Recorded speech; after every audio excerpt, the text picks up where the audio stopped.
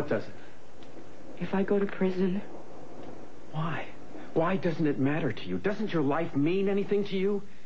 Eden, it should. It's got to matter. I lost my father. And I lost Cruz. I don't even have a life. All right, then what about your family? Tell me, what about Ted and Kelly and your mother?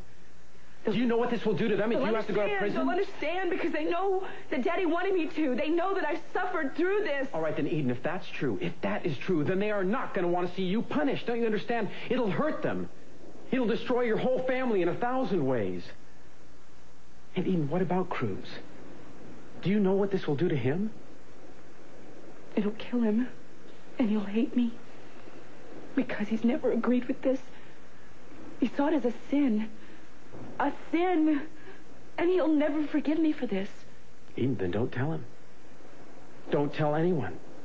Look, no one has to know. You did your duty to your father. You did it, and now it's done. But do you think he was asking you to throw your life away for him? He'd never have wanted that. He'd never have asked that from you if he thought you'd have to sacrifice the rest of your life just to do it. Eden, he loved you. He wanted everything for you. He wanted you to have your own family, a husband and children, and a full life. Now that is what he wanted for you.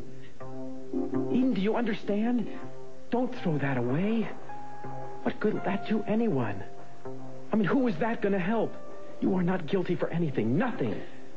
You have no one to answer to but yourself and him. And if there are other people out there who won't understand, well, then don't tell them. No one knows what you did. No one even knows you went back to that house but me.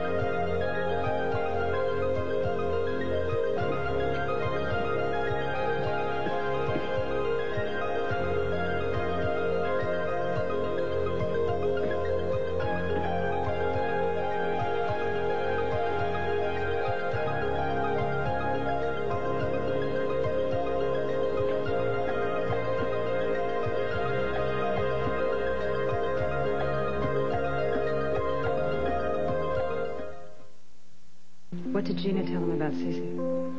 Nothing. I just wrapped him in a blanket and put him in the car and brought him over here. It's beautiful, isn't he?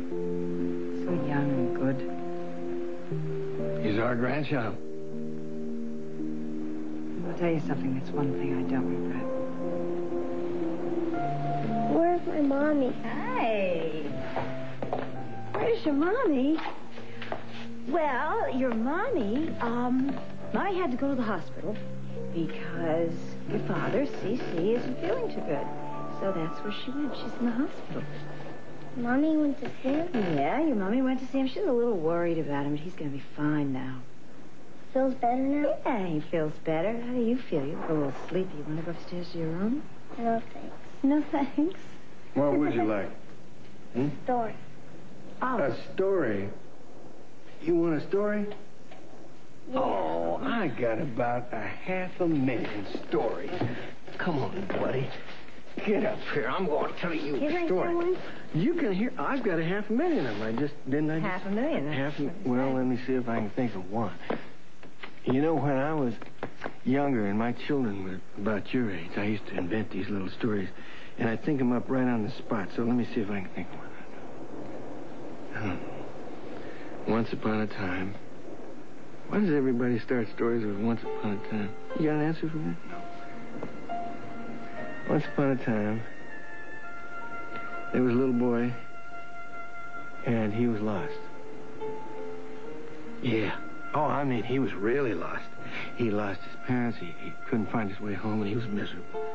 He was hungry, and he was wet and cold, and this big old policeman came and found him, and brought him down to the station, gave him a cup of hot chocolate, and he felt a little better. And then this couple came to pick him up. And he didn't quite recognize him. And he was so miserable, he started to cry, and this older dude like me kind of asked him, he says, what's the matter? He said, I've lost my parents. So the fella gave him a big handkerchief about as big as a pillowcase, and he said, why don't you blow your nose? And the little boy blew his nose so hard it sounded like a freight train in the night. And he laughed, and everybody laughed, and he felt a little better. And then this couple took him, and they led him up a hill, and they looked over this valley. And they looked down in the valley, and it was a big house. And they said, that's your home. He said, no, that's not my home. He said, just you wait and see, partner. And they led him down inside this house, and the little boy looked around, and there were his school books, and his clothes, and even his toys. And there was a smell of cookies baking in the oven. And he kind of felt a little more at home. And it wasn't just because of his school books and his clothes and even his toys and the cookies in the oven. It was because there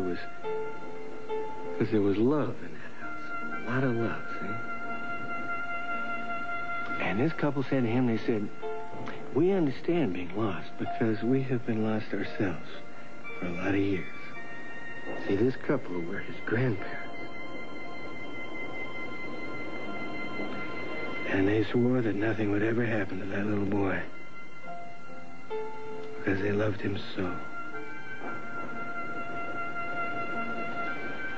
I believe this little fella is asleep.